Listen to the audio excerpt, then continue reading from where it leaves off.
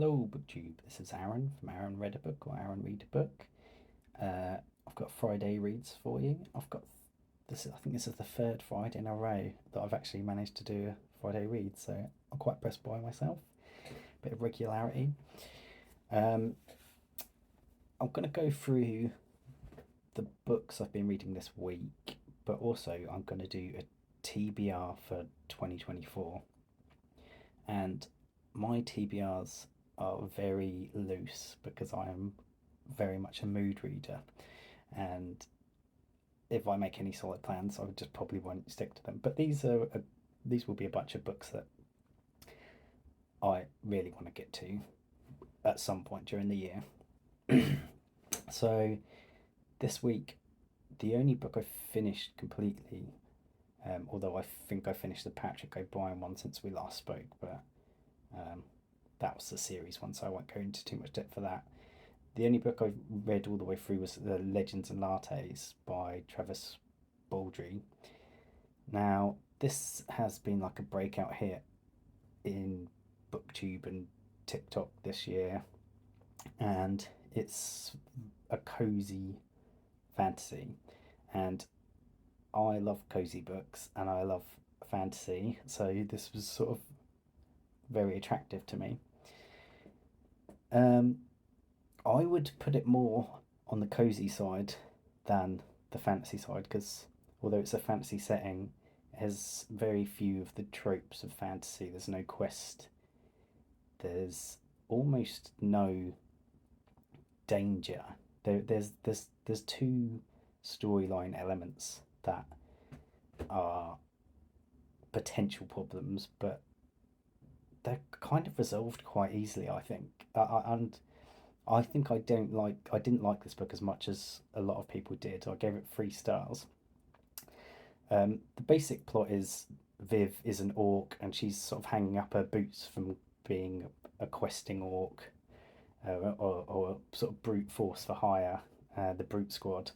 Um, and she wants to set up a cafe in a city and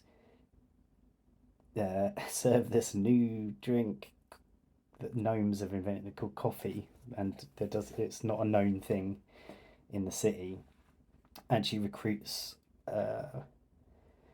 a builder to help her build it, and an assistant to sort of help her run it. A succubus, I think that's pronounced, and eventually a little rat thing to bake all the goods. It's the rat from Ratatouille. The rat have just stolen the character Ratatouille. Um, and there's a sort of local gang that extort people, and that's a bit of a worry. And there's one of her ex questing buddies who's jealous of she on her last quest she took a stone from a spider thing and buried it under the cafe, and it's meant to bring good luck, and this her ex questing buddy is jealous of this. And this brings up an issue I have with fiction that has elements of fantasy in it. Things like Never Let Me Go by Ishiguro, and sort of certain Margaret Atwood books and things like that, or and magical realism in general, is I don't like it when you put magic into a story that shouldn't have magic in. Hamnet is another good example. Um, I think it just takes you out of that story. So I know these things are fictional, and we know in the back of our minds that they're not real. But if you add magic to it, it just brings that to the forefront of your mind and takes me out of the story. So I don't like it when you do it in fiction. And this is the opposite in that it's a fantasy world, and my brain is happy to have a fantasy world, uh, and believe it's real in my head. But as soon as you bring things from the real world into it, like lattes, and uh, like there's bits where she's like, "Oh, how can we make the coffee so people can take it with them?" and things like that. You're just like, And then Remy the rat, he invents the chocolate croissant, and you're just like, I don't care because I've had a chocolate croissant. I know that exists. It just takes you out the fantasy world. So I didn't like that element of it. And as a cozy book, I think when you do cozy, you have to do quite lovable, in-depth characters, and these characters are quite lovable. Um, but there's not enough of them. There's not enough backstory, character building. So it was fun, but it lacked any depth and any sort of. I didn't really believe that they were ever going to be in any trouble or anything. So it was 3 stars. It was fine. It's not as good as everyone says it was, in my opinion. Um, yeah, and what I'm reading now, I've I accidentally reading a book because, like I say, I'm a very big mood reader, and I was in the mood for some Christmas books.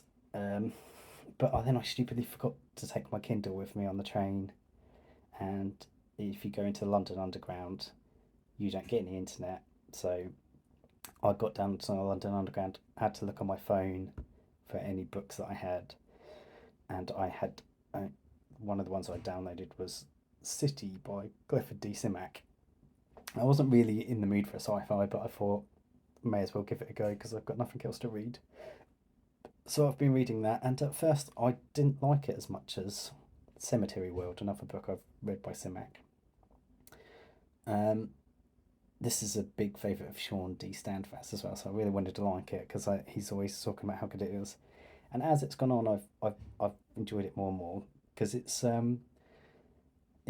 like a collection of linked short stories following one family from throughout the future of human history, and it's told by dogs. Like the dogs are recounting these legends or these stories, and making commentary in between the two, in between the stories about how true they are, what they mean, and things. So that's interesting, and I do love Clifford D. Simak's. Is it D? I've forgotten now. I might be getting confused with Sean, but I think it. I do like his sense of. He has quite whimsical things in his books. He always has interesting robots and animals and things.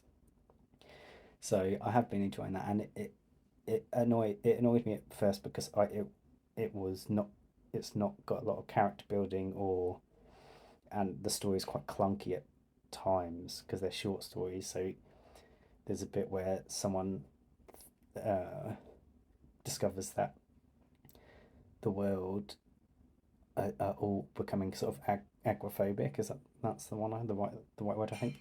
And then the next minute, like a life and death situation happens that he needs to leave his house to solve.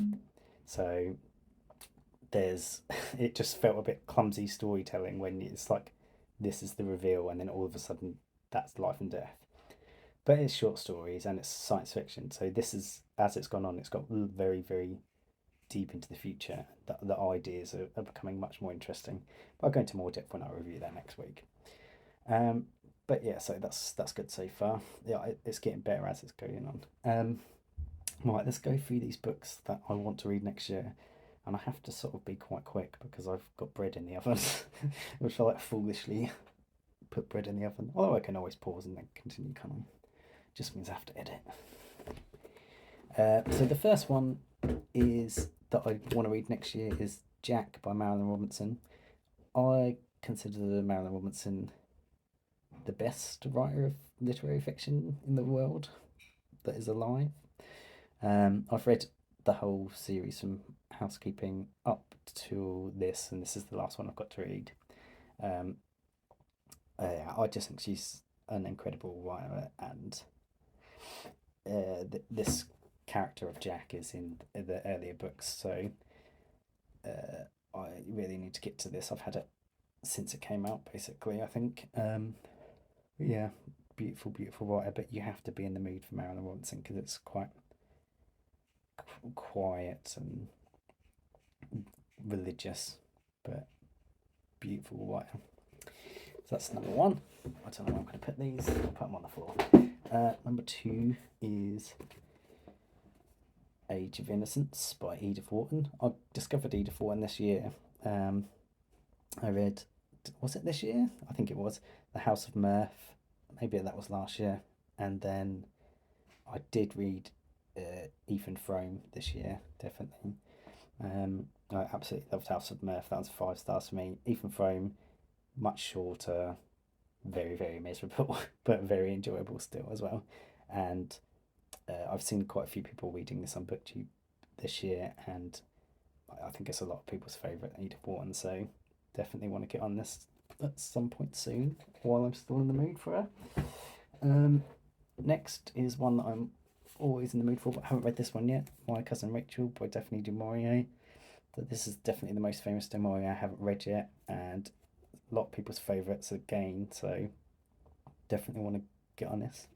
If you don't know du Maurier, she writes sort of either there's normally a bit of mystery to her books. There's normally sometimes there's a bit of science fiction almost, and there's always sort of horror sort of psychological pressure in their books, and they're always set in Cornwall in England. Very nice writer, very interesting. Hitchcock was a big fan, obviously. Next, we've got one of the only books I bought brand new this year, which is Ray Bradbury's Dandelion Wine. I've only read Fahrenheit 451 by Bradbury. This one seems to be less science fiction than these others because I think it's about his childhood, or set based on his childhood. But the Outlaw Bookseller says that this is his favourite Bradbury, and he's a big Bradbury fan, so definitely want to read this. And I've seen a lot of people reading Bradbury this year on BookTube, and it's given me FOMO, so I've got to get to it. I read like the first page the other day, and it's very nice writing. Next up we have I Captured the Castle by Dodie Smith. This one I was praised highly in that book Dear Reader that I read, and I checked on Goodreads, and a lot of my friends on Goodreads have given this 5 stars and loved it, so I don't really know what it's about, but it's got an interesting looking cover, and it's got a castle in it, and I like castles, so maybe it hasn't got a castle. But yeah, if you like that book, let me know in the comments. This is another bit of BookTube FOMO because Elle Reads has been reading this series, and I already had a copy, but it's been sat on my shelf for a little while. I think I bought it because I saw his sons have got a BookTube channel, and I saw some of their videos, and then I saw them interviewing him, and he sounded really interesting. Plus, it's just kind of cool looking. But yeah, I've heard good things about John Gwynne, and yeah, I got a bit of FOMO from Elle reading them, and she's been praising them, so I hope that's good. Next up, we have something that I probably should have read this year but haven't, and that is The Small House at Allington. This is the weirdest shaped book I've ever had, by the way. Look at it, it's nearly as wide as it's nearly perfectly square. This is Barsetshire Chronicle, and I skipped the Barsetshire Chronicle. I normally do one a year. Skipped it this year to do The Way We Live Now, and I also read Dr. Wharton's School. So I've read 2 trollops this year, but not the one I was meant to read in my imaginary schedule. So heard really good things about this one as well, and a lot of people love the last one. This is the penultimate one in the series. A lot of people love what is it? The Last Chronicle of Barset, I think it's called. A lot of people say that's their favourite. These last 2 are really chunky as well, so I need to get on them. So I might have to read this outside of October. Right. Next up, I've got a dusty book, The Pursuit of Love by Nancy Mitford. Look how cute that little dog is. Yeah, I've read a couple of Nancy Mitfords and really liked them, but this is her most famous book, and already bought up the two follow-ups to this, so I really should read this one. Again, you sort of have to be in the mood for Nancy Mitford because she's a bit like Muriel Spark, quite biting, witty, uh, high society kind of writer, um, but very enjoyable and funny, and obviously from a very interesting family. But this one should get read before long. Next, we have one either from March or October, and that's because it's a big chunkster and it is also um, Victorian. So Anthony Trollope said that Dickens was not the genius of his generation William Makepeace Thackeray was. So that always makes me want to read this. And also, it was on Daniel from Guilty Feet's a White Whales list, and he read it and really enjoyed it. So that's made me interested in it. Again, very chunky. Could be March of the Mouse. Is this edition over 800 pages? No, no. It's hang on. That is so close. 797 pages long. So I'm going to give myself 3 pages leeway and call that a mammoth. Next we have my favourite author that I've discovered this year, Elizabeth Jane Howard. I've read all 5 of her Catholic Chronicles, but I've never read any of her standalone books. And Sean the Book Maniac's been going through them in order, and he seems to have loved all of them that I can remember so far. So I've picked this one up from, I think I bought this like the week I started reading the Catholic Chronicles. I bought all 4 of the follow-ups, and I think I bought 2 standalones that I saw in a charity shop as well, or a second-hand bookshop as well. So just from reading the first sort of 25% of her first Catholic Chronicle, I knew I wanted to read everything she's ever written. So I've got this one to look forward to. Kind of a not very nice cover, in my opinion. It's weird. Next, we have a couple of sci-fis to end on. Paladin of Souls by Lois McMaster Bujold. I don't know how to say her name. This won the Hugo and the Nebula Award, and I've put a little bit of a pause in my Hugo and Nebula Award series because the end, there's quite a lot of books I haven't read, so I want to read a couple of them before I do them.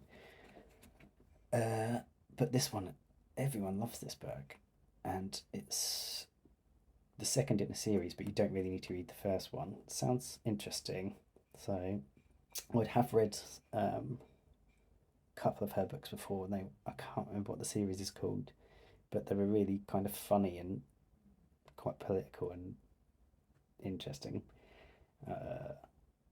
No, can't remember the series name. It's gone, but looking forward to this one. And finally, another big one, Line of Polity by Neil Asher. So this is the second book in his Agent Cormac series, and I'd never read Neil Asher till this year, and then I read the first one in the series, which is called Gridlinked, and I loved it. So I want to get on to this next one before I forget everything I've ever learnt about Neil Asher. So I love this cover as well. It's beautiful. I've also got the Brass Man book, the third in the series, but it's currently being used as a stand for my phone to film this video, so I can't show that one. Yeah, so that's my sort of rough TBR for 2024. Obviously I'll read more than those books, but I could never do a very structured one. I'm too prone to moods. But yeah, if you've read any of those 12 or so books, please let me know. What are you doing in 2024? I want to hear if you've got like weird projects, because I love all the projects people do on BookTube, but I can't do them because I'm too much of a mood reader and I just won't enjoy it if I'm forced into it. That's kind of the reason I think I wasn't getting along with City by Simak at first as well, is because I kind of was forced into reading it. by it not having any internet. And I have to be in the mood for sci-fi or whatever I'm reading, or I already get some penalty against it. But now I'm overcoming that and enjoying the book more and more. But yeah, tell me your crazy 2024 projects below, BookTube. Have a good one.